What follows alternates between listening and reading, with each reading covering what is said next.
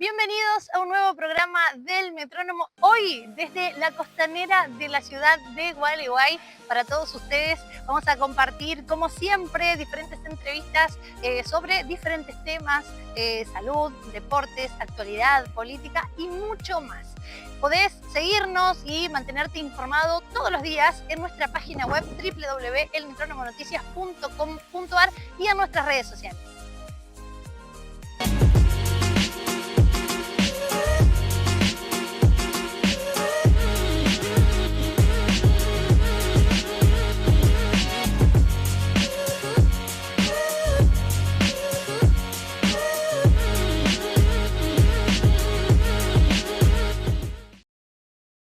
Como venimos haciendo a lo largo de los diferentes programas, vamos a seguir conociendo los concejales de nuestra ciudad. Estuvimos hablando con Marisol Gómez, con ella hablamos de los desafíos, de los proyectos que tienen en el Concejo Deliberante. Nosotros con Daniel en un principio estuvimos integrando el bloque oficialista. En febrero de este año oficializamos a través de una nota nuestra separación del bloque. Nosotros veníamos por la integración con la lista de Marcelo Meda. Bueno, había algunas cuestiones que había para limar, las tratamos de acomodar, pero bueno, decidimos abrirnos. No ser oposición, sí poder por ahí expresar unas opiniones que siendo parte de un bloque uno no lo puede hacer, ¿no? De todas maneras se trabaja bien en el seno del Consejo. Sí, la verdad que sí. Es más, yo lo veo hasta beneficioso en este momento que seamos más bloques, porque todo se dialoga mucho más, ¿no? Al ser 4, 2, 2, 2, 1, sí o sí se tienen que llegar por consenso las cosas, entonces hay mucho más diálogo, las cosas igual nunca, ni en su momento cuando éramos 6, nosotros el bloque, se impusieron, nunca se logró la mayoría, sacar los proyectos que había por mayoría simple, no, siempre fue consensuado y siempre fue por mayoría donde los otros bloques acompañaban, se consensuaban modificaciones en los proyectos, pero no, bien, se trabaja bien realmente. Bien, me decías que tu carrera política inició hace muchos años, hace 12 años, pero que nunca habías participado en un cargo electivo.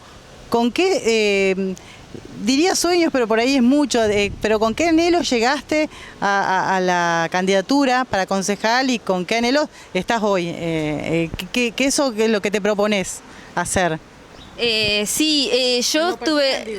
yo hace muchos años que colaboro, estaba participando en el PRO, luego hace 2 años y medio Marcelo me propuso integrar, yo soy vicepresidente del PRO, él es el presidente. Y cuando me propuso estar en la lista de concejales, yo le dije que bueno, que conmigo no tenía ningún compromiso, que yo la verdad lo hacía porque me gustaba participar.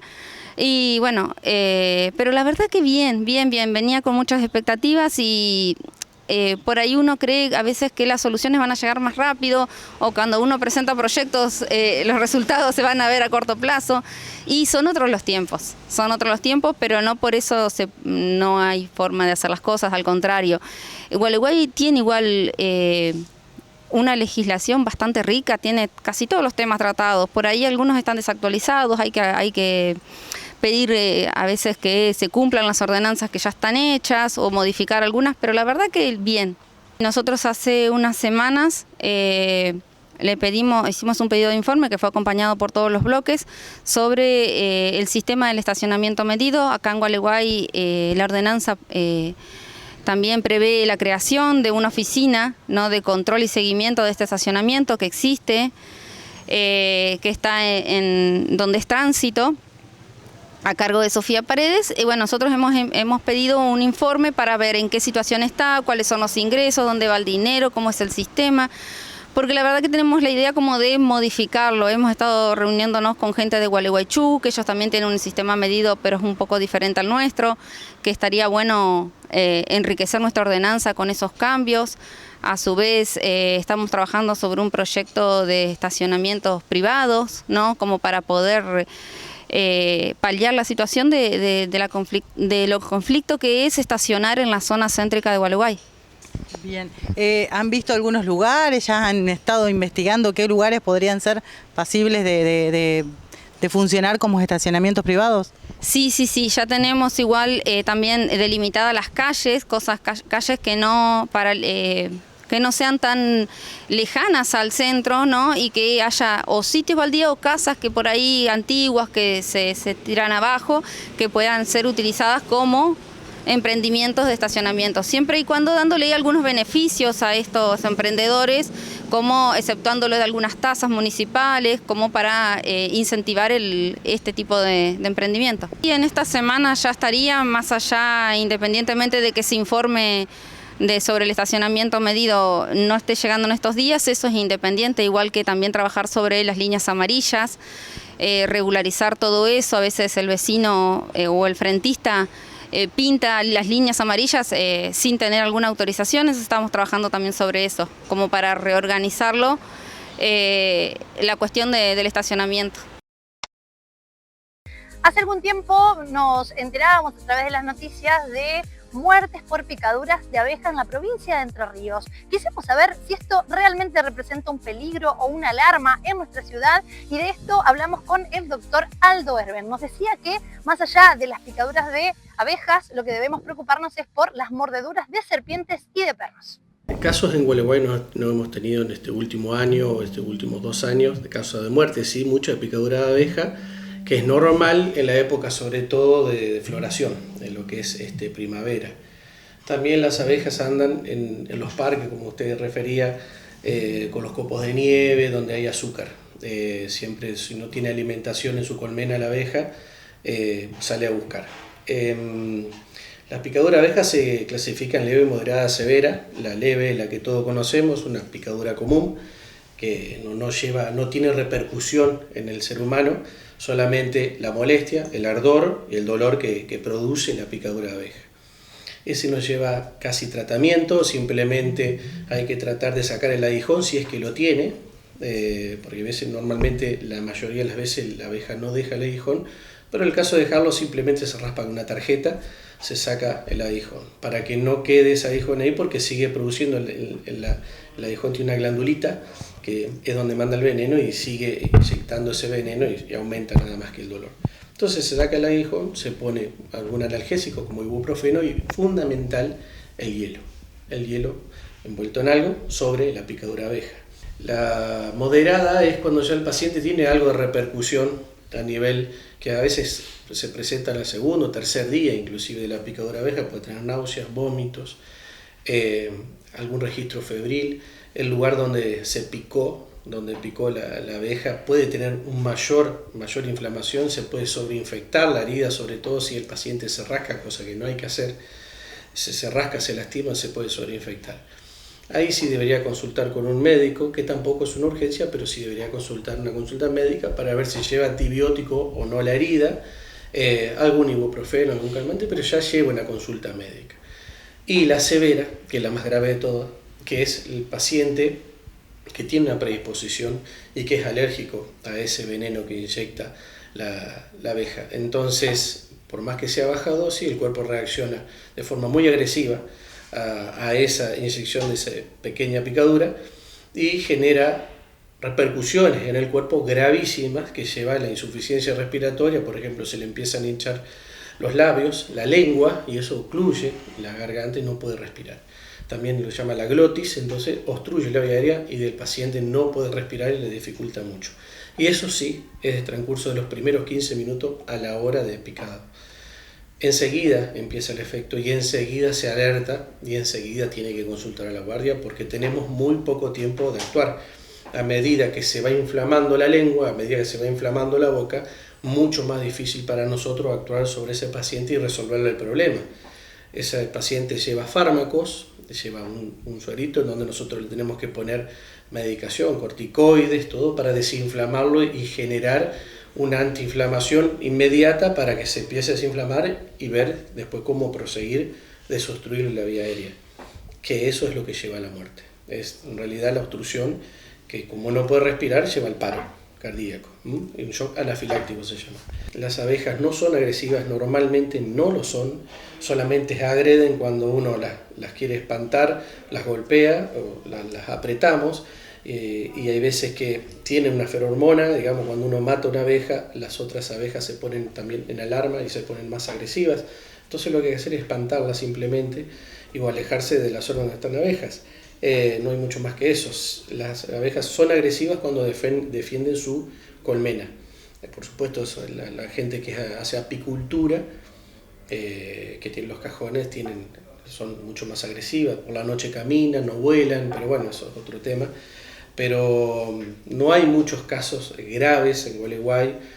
Alguno que otro moderado hemos tenido. Sí generan mucho miedo a la población, por ejemplo, cuando la abeja pica en el rostro. Bien. Me decía que esto no hay tantos casos en Gualeguay, pero sí de otras cuestiones, picaduras de serpientes y mordeduras de perro. Sí, las mordeduras de serpiente, las mordeduras de perro son diarias. Acá en Gualeguay atendemos todos los días 1 o 2 casos seguros de mordedura de perro, sea del perro del paciente, o sea perro del vecino o perro desconocido. Siempre hay que tratar de identificar al perro, si tiene o no las vacunas, siempre hay que tratar de ver quién es el dueño del perro. No hace falta salir corriendo a la guardia si no es un caso de gravedad, sí hay que atenderlo porque la mayoría, casi le digo el 100%, lleva antibiótico. Hay que indicarle antibiótico porque la mordedura de perro se infecta mucho, así que lleva antibiótico, pero también es importante de dónde viene el perro. De dónde sale, de quién es el dueño, porque uno charlando con el dueño, no saliendo corriendo y charlando con el dueño, podemos saber si está vacunado o no está vacunado, etc. ¿Qué pasa con la mordedura de serpiente? La mordedura de serpiente es fundamental identificar a la serpiente, fundamental, porque si no nosotros tenemos que deducir qué serpiente era. Y hay muchas serpientes que son benignas, que no hacen absolutamente nada, y es muy difícil para nosotros saber si lleva suero antiofídico o no, porque toda mordedura de yarará, por ejemplo, que es la víbora de nuestra zona, lleva el suero antiofídico. Y necesitamos saber si es o no un yarará.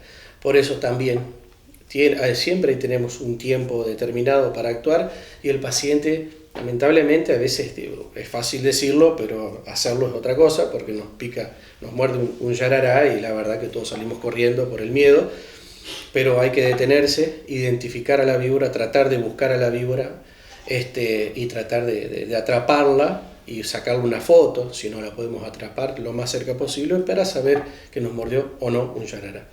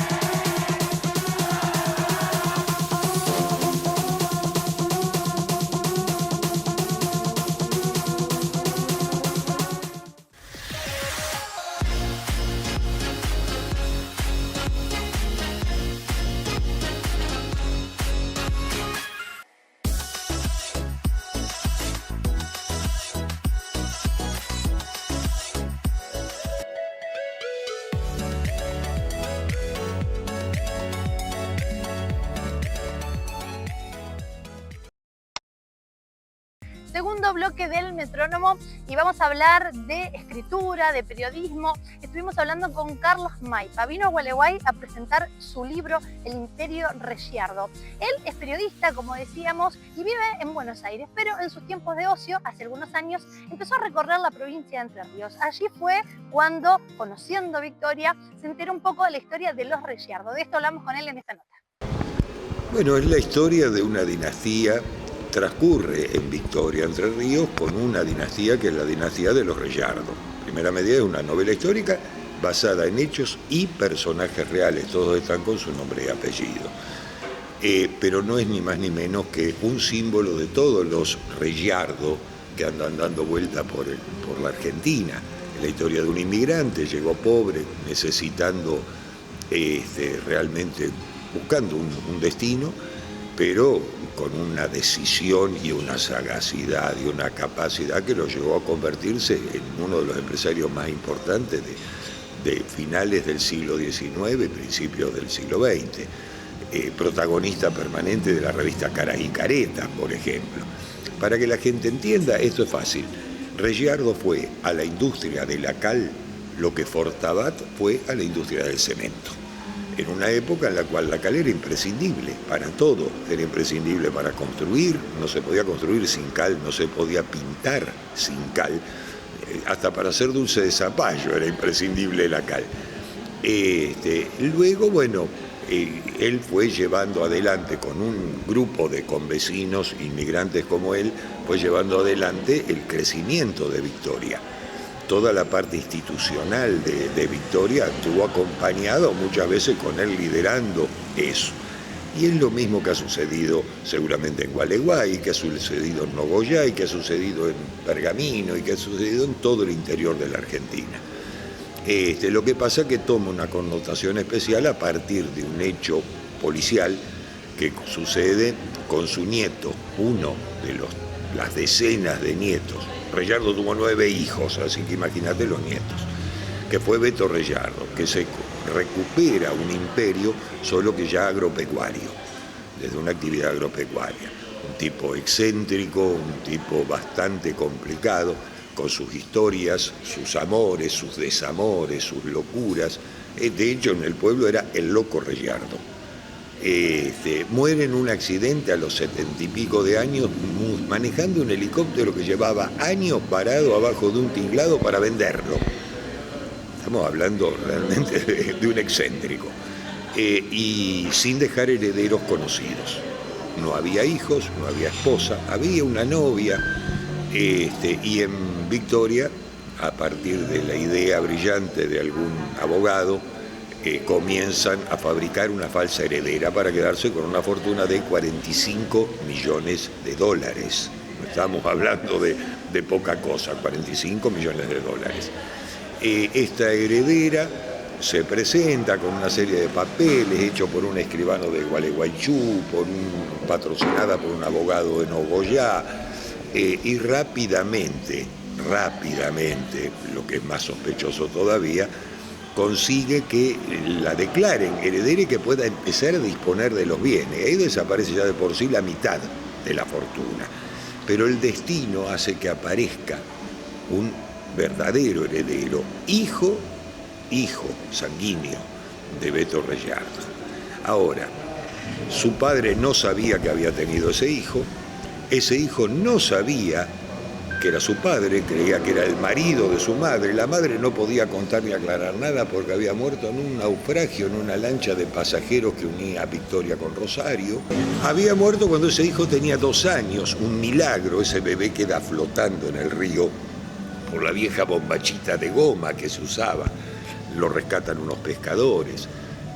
O sea, toda una serie de cosas que juro, Conti, si no fuera que yo sé y que está todo probado y está todo documentado y con fotos y con registros de testigos y demás, uno diría qué imaginación que tuvo el autor.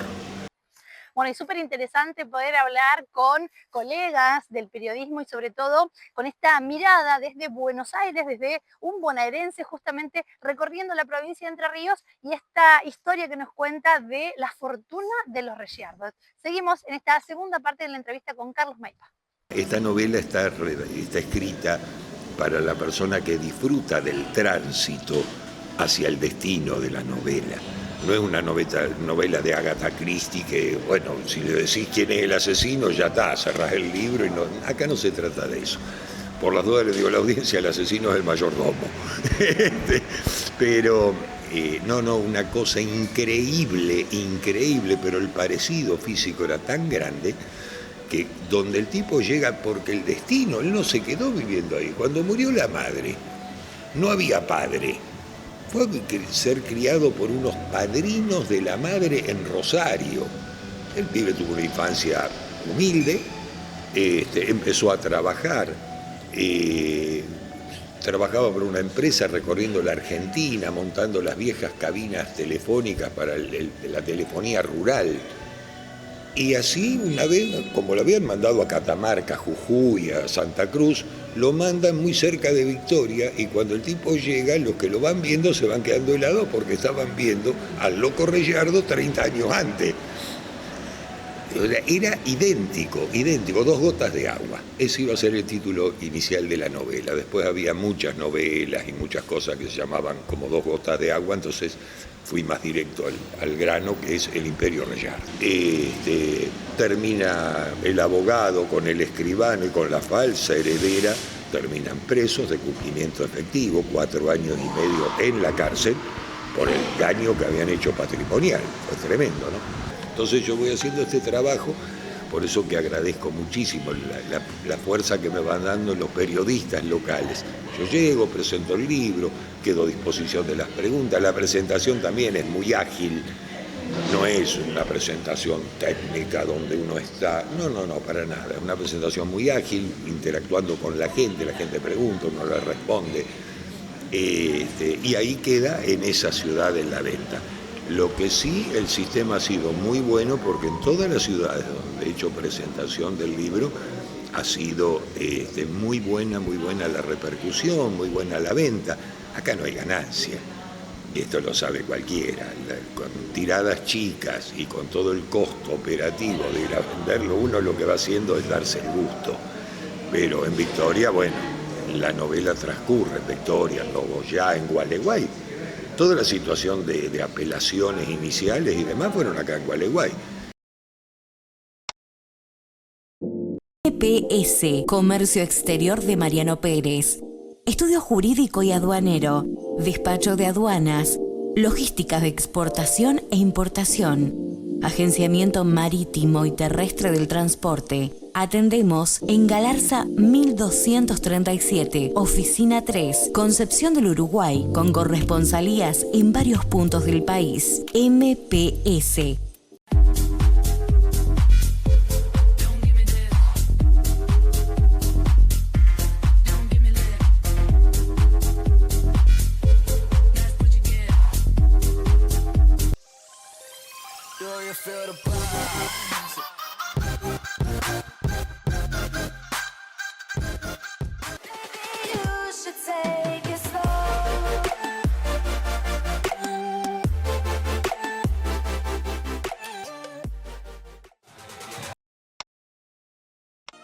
Último bloque del Metrónomo, y más allá de que ya pasó el verano y el carnaval, vamos a seguir hablando de batucadas y baterías, porque hace algunas semanas se realizó en General Galarza el 16º Encuentro Nacional e Internacional de Batucadas, Baterías y Pasitas. ¿Quién ganó? Un gualeyo, Nicolás Telechea, con su batería S6, quien además viene de ganar 2 años consecutivos el rubro batería batucada en el Carnaval de Gualeguay.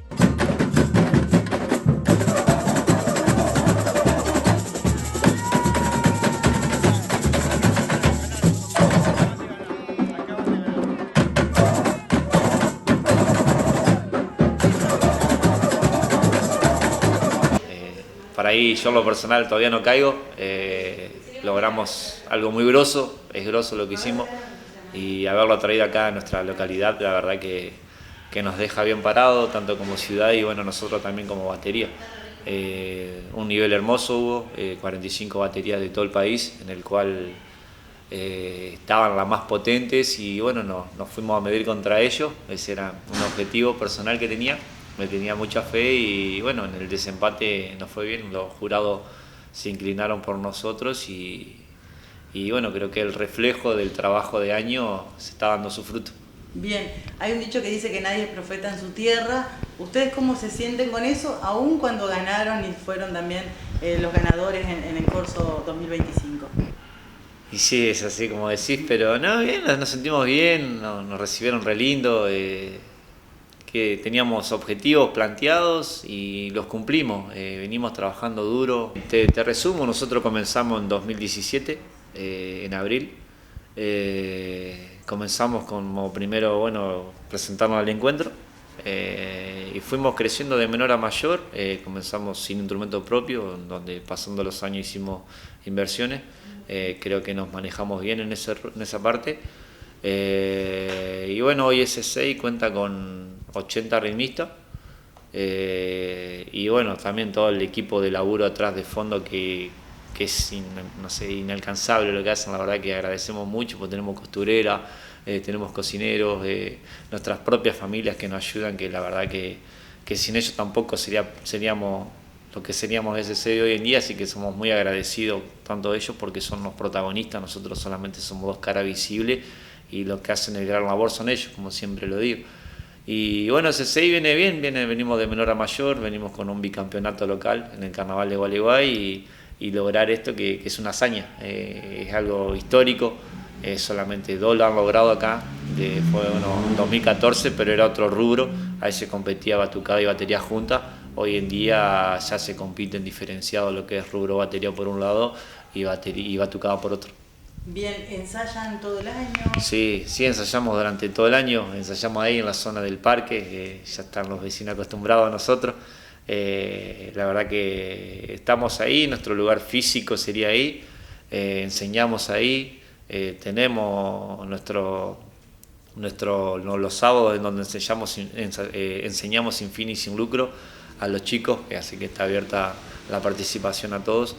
Ya vamos a alargar bien la fecha, ahora queremos recuperar un poco de energía, pero nos encuentran durante todo el año, durante toda la temporada, donde hacemos nuestra cuna, que es ahí el barrio de Defensa Costera. No solamente es tocar o ir a ganar y competir, no, al contrario, hay un montón de factores que por ahí algunos no tienen en cuenta, pero como es que el socializar, el inculcar valores humanos, el respeto, la humildad, el compañerismo, la socialización, la solidaridad, el consensuar con sus pares, creo que ese trabajo por ahí mucho no se ve, pero está plasmado, nosotros nos inclinamos mucho sobre eso.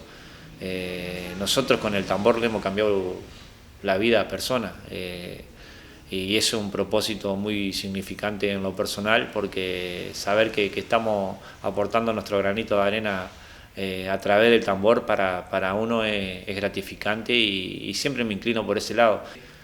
Nosotros apostamos siempre a los gurises, le enseñamos, le dedicamos tiempo y bueno, hoy en día está el fruto. Tenemos gurises de 15 y 16 años que tocan a un nivel increíble y son nuestros soldados, nuestros soldados de guerra que están firmes ahí con nosotros.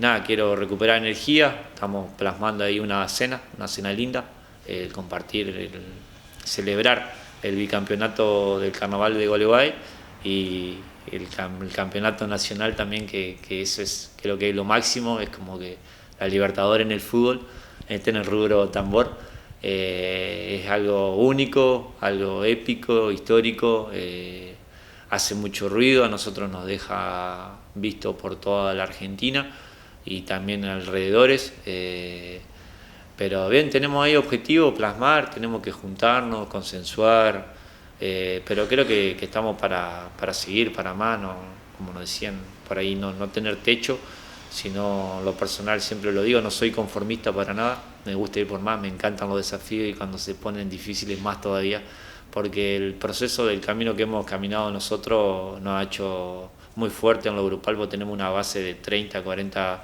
personas que somos todos amigos del barrio y eso está reflejado porque estamos firmes en todo, en todas las líneas, en todo en lo que se le ocurra, estamos firmes bien, estamos bien unidos, podemos caminar a la par tranquilamente y eso es difícil de lograrlo, es difícil mantenerlo y bueno, nosotros lo hemos logrado. Mi lema siempre era primero el grupo y después las demás cosas van a llegar solas y cosas que están llegando hoy en día, ese fruto que te dije de años de cosecha está dando sus frutos. Bueno, y tuvimos de todo, tuvimos salud, hablamos de escritura, un poco de historia también de la provincia de Entre Ríos, batucadas, política, de todo, como siempre. Bueno, pero llegamos al final y nos vamos a despedir agradeciendo como siempre a ustedes que están del otro lado también, Constanza Fernández de Arreburo en entrevistas, Facundo Manso en cámaras y edición, y yo, Agustina Gervasoni. Gracias a todos por acompañarnos. Mantenete informado, como siempre te decimos, en nuestras redes sociales y en nuestra página web www.elmetronomonoticias.com. Hasta la semana que viene.